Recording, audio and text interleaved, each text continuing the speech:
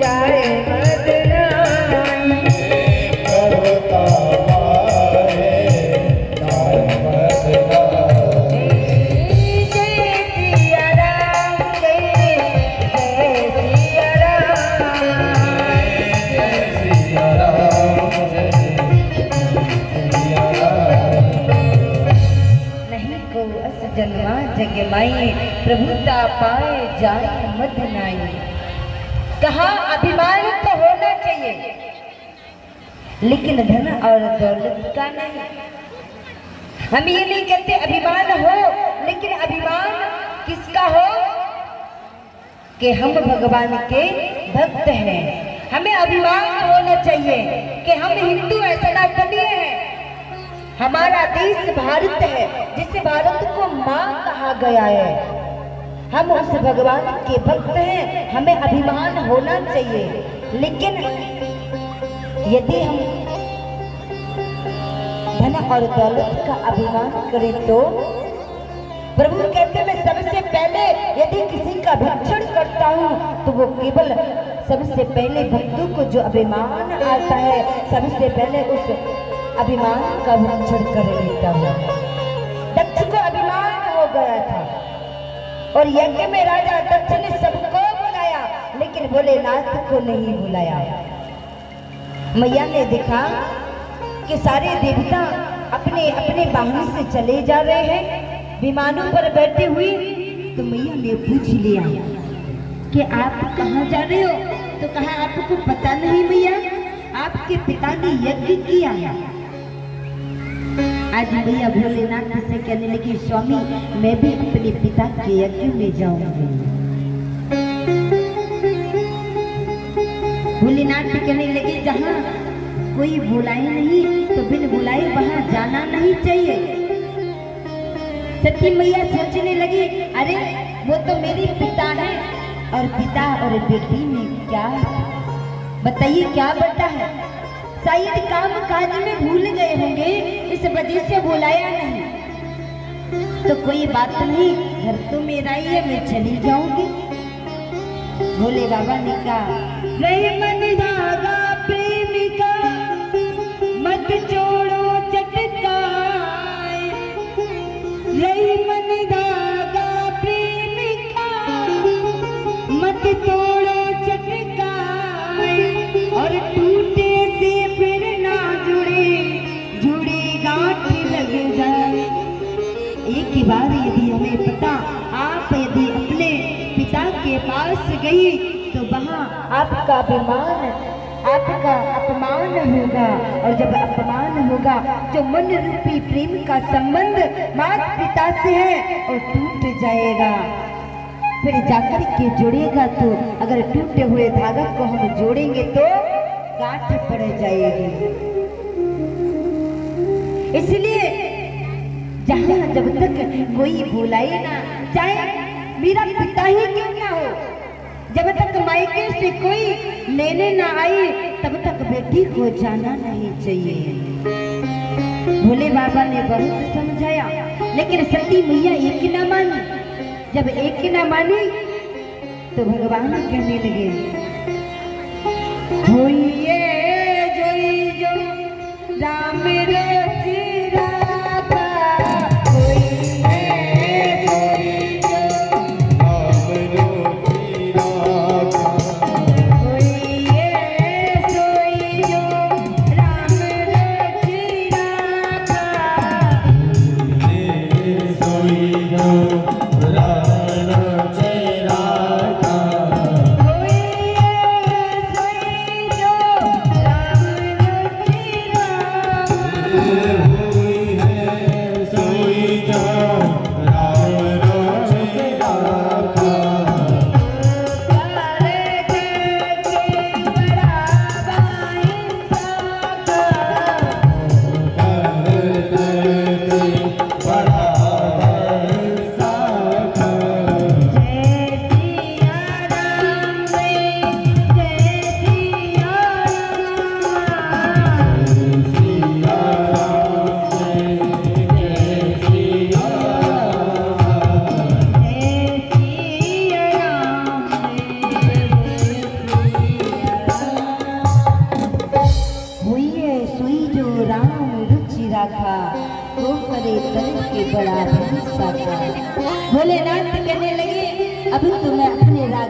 सरकार पर छोड़ता हूँ। अब तो जो राम जी ने सोच रखा होगा अब तो वही होगा। क्यों? राम शंकर भगवान के इष्ट देव हैं और शंकर भगवान राम जी के इष्ट देव हैं। एक दूसरे के पूरक हैं। भोलेनाथ कहने लगे अब तो जो श्री राम ने रच रखा होगा अब तो वही होगा, हमारे समझाने से कुछ नहीं होगा। अब मैया जैसे ही अपने पिता के घर में गई तो अपनी बहनों को देखा। मैया ने सोचा बहनों से मिलूंगी तो प्रसन्न हो जाऊंगी, लेकिन जैसे ही बहनों ने देखा तो कहने लगी देखो तो ये तो बिन बुलाए ही आ गई, इसे तो अपना सम्मान की परवाह ही नहीं है। मैया सोचती थी मैं बहनों से मिलकर के प्रसन्न हो जाऊंगी, लेकिन वही बहनें मैया को ताने मारने लगी। मैया ने सोचा कोई बात नहीं, जाकर के पिता से मिल लूं। जैसे ही पिता के पास पहुंची तो आज राजा दक्ष ने सती मैया को देखते ही अपने मुख को पलट लिया। मैया का मुख मलिन हो गया। मैया कहने लगी मेरा अपमान हुआ कोई बात नहीं। अब तो मैया निराश होती हुई माँ के दर्शनों के लिए जा ही रही थी कि यहाँ रास्ते में मैया मैना मिल गई। सादर भलाए मिली एक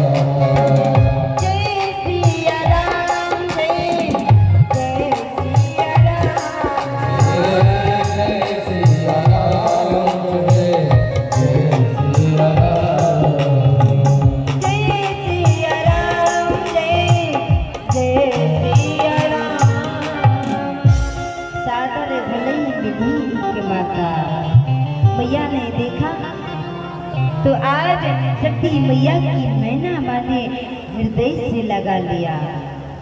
एक माँ ही है जो अपने बच्चों से बहुत प्रेम करती है।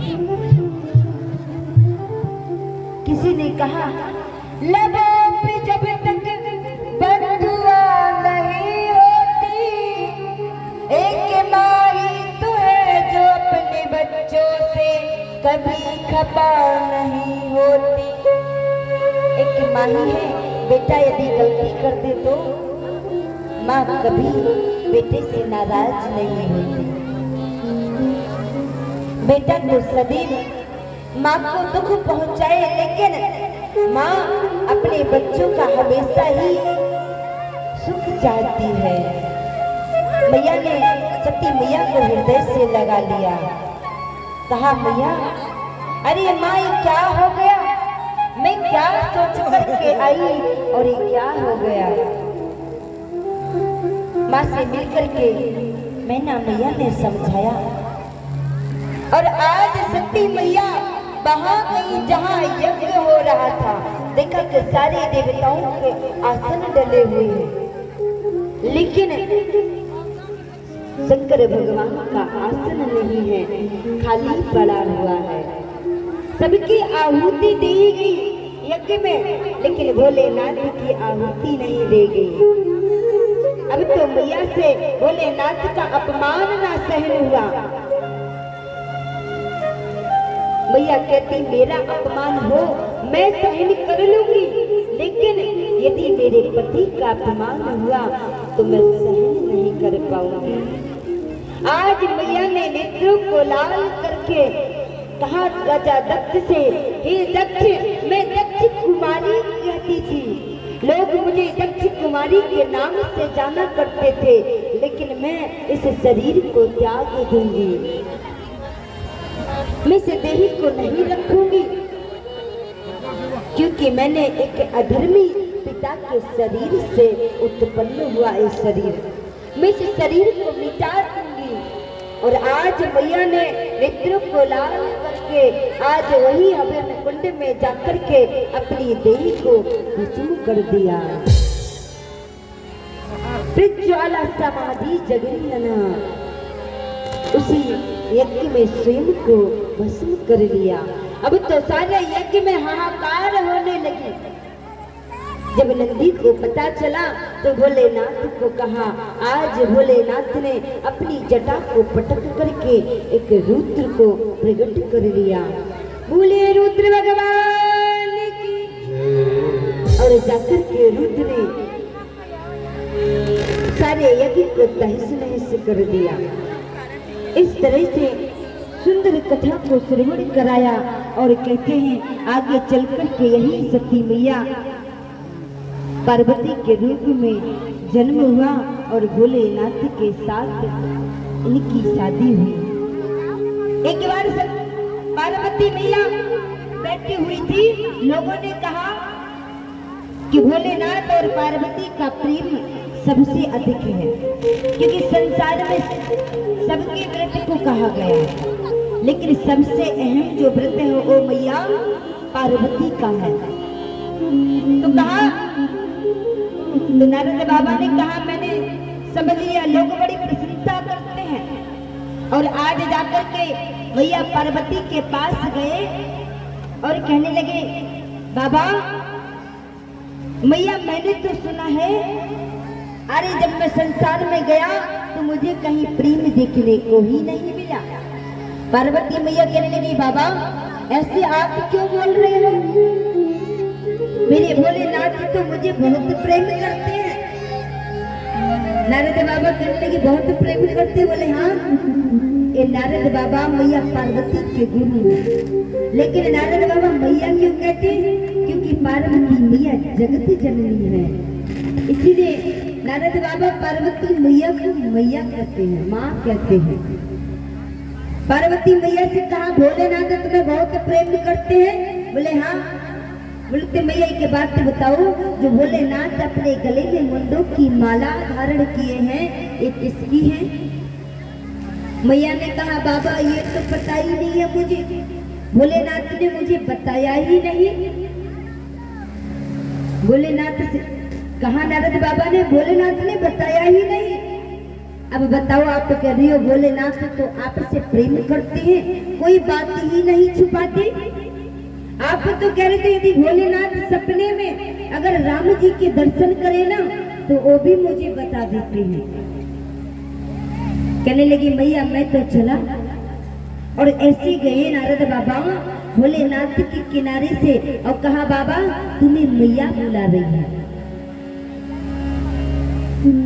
भोलेनाथ कहने लगे, मैं समझ गया, जहाँ नारद पहुंच जाए महाराज वहां। क्यों? क्या नाम है? नारद। और नारद किसे कहते हैं? जिसकी वाणी को कोई रद्द ना कर सके, वही महाराज नारद है।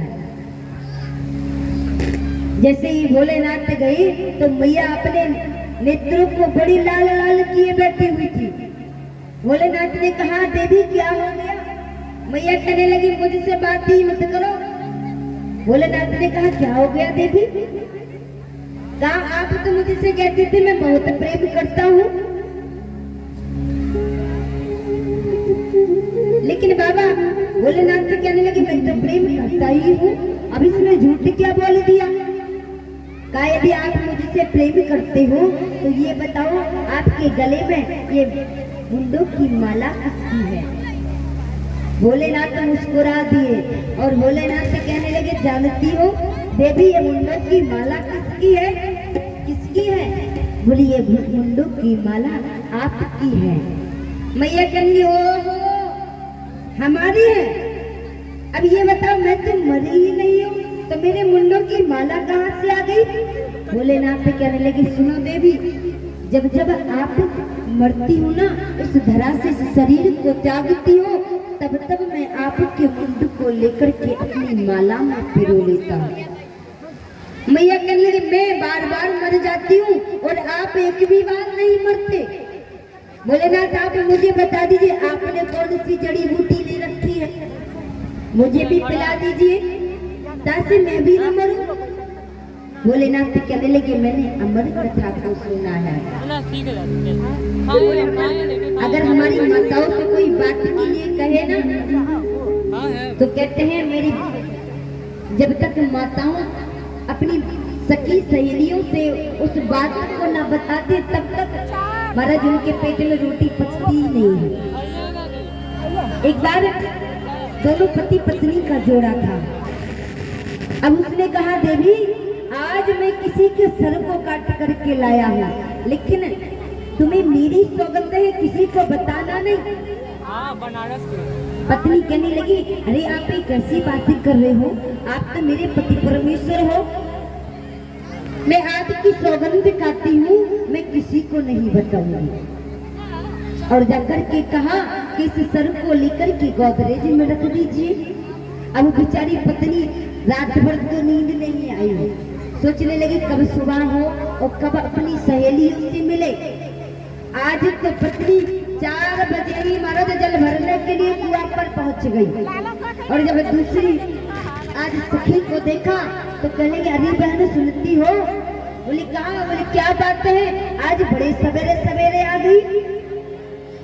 पत्नी कहने लगी अरे क्या बताऊं बहन, वैसे तो पति ने मुझे कसम दे रखी है, बताना नहीं चाहिए।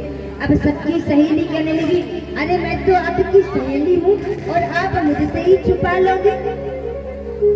जानती हूँ किसी की भी कसम रखा दो महाराज, लेकिन जब आपस में माताएं बैठती है ना तो महाराज सबकी कसम को भूल जाती है और बड़ी सुंदर तरीके से कहती है अरे मैं तो तुम्हारी सहेली हूँ, क्या मुझसे भी छुपा लोगी? कहा अच्छा एक बात बताओ, तुम किसी को बताओगी तो नहीं? बोले अरे नहीं कैसी बात करती हूँ, आप तो मेरी अहम सहेली हो, मैं कैसे बता सकती हूँ? कहा आज रात को मेरे पति किसी का सिर काट करके लाए हैं और उस सर को मेरे पति ने गोदरेज में रख दिया महाराज, लेकिन बहन किसी को बताना नहीं, आपको मेरी सौगंध है। महाराज उसने भी सौगंध खानी, लेकिन महाराज उससे भी ये बात बची नहीं। क्यों? क्योंकि माताओं को श्राप जो लगा है, क्योंकि कुंती मैया ने पांडवों को बताया नहीं कि कर्ण भी मेरा ही पुत्र है, लेकिन जब कर्ण की मृत्यु हो गई तब जब पता चला अर्जुन को बताया तो धर्मराज युधिष्ठिर ने मैया कुंती को श्राप दिया कि मैं तुम्हें श्राप देता हूँ, आज के बाद कोई भी माता के पेट में कोई बात नहीं बचेगी। इसीलिए महाराज सभी माताओं को श्राप, माताएं कहती यदि बताएंगे नहीं तो इस श्राप कैसे पूरा होगा, इसीलिए आपस में ही एक दूसरे से बात करती रहती है।